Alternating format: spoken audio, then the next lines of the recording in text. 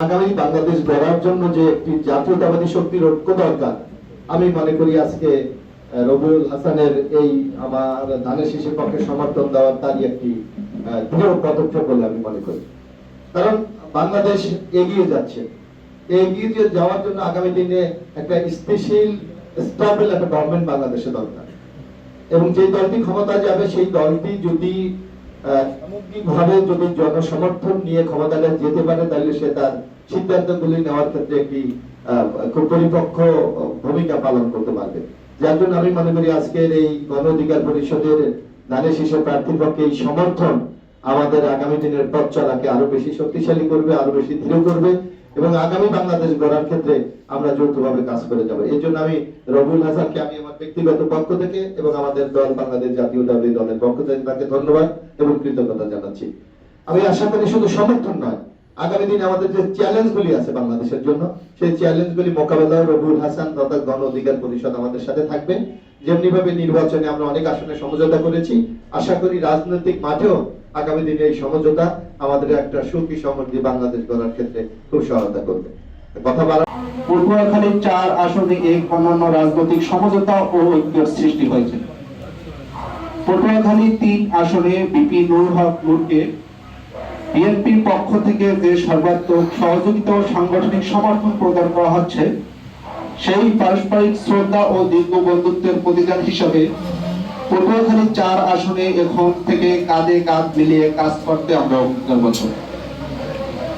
আজ এই যৌথ সংবাদ সম্মেলনের মাধ্যমে আনুষ্ঠানিকভাবে জানানো যাচ্ছে যে পটুয়াখালী ৪ আসনের সামগ্রিক উন্নয়ন ও রাজনৈতিক স্থিতিশীলতা নিশ্চিত করতে গণ অধিকার পরিষদের মনোনীত প্রার্থী জনাব মোহাম্মদ রবিউল হাসান ধানের শীষের প্রার্থী এবিএম মোশাররফ হোসেনের প্রতি পূর্ণ সমর্থন ব্যক্ত করেছেন।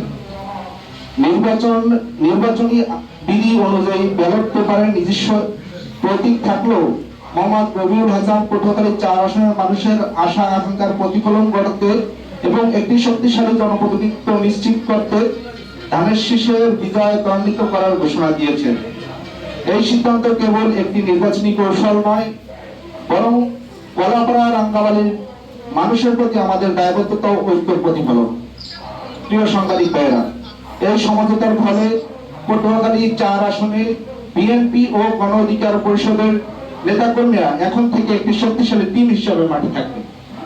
পটুয়াখালী ৩ আসনে বিএনপি যেমন আন্তরিকতার সাথে গণ অধিকার পরিষদের সার্বিক সহযোগিতা করে যাচ্ছে, ঠিক তেমনি পটুয়াখালী ৪ আসনেও এবিএম মোশাররফ হোসেনকে বিজয় নিশ্চিত করতে মোহাম্মদ রবিউল হাসান তার সকল সাংগঠনিক শক্তি ও সমর্থকদের নিয়ে ধানের শীষের পক্ষে কাজ করে যাবে।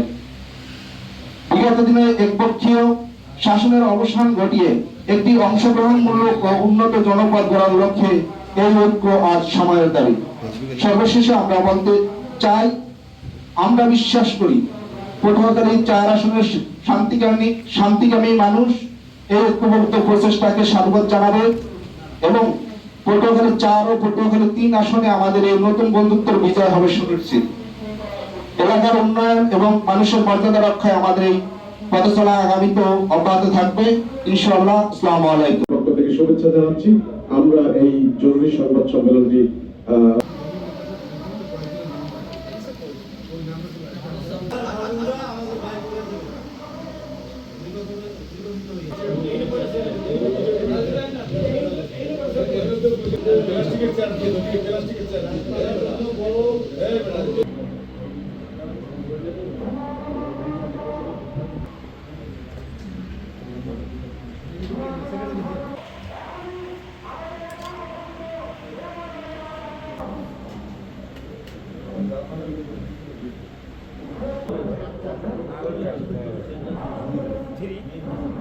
কাউসার সাহেবের উদ্ধৃতি দিয়ে বলতে চাই, তিনি বলছে যে তিনি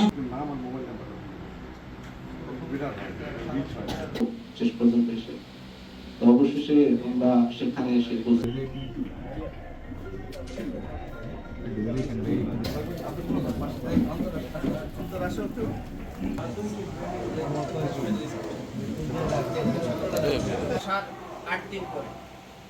আমি লিখিতভাবে এটা একটা মানুষ মারা গেলে তার উপরে তিনটা বাড়ি দেওয়ার সমান।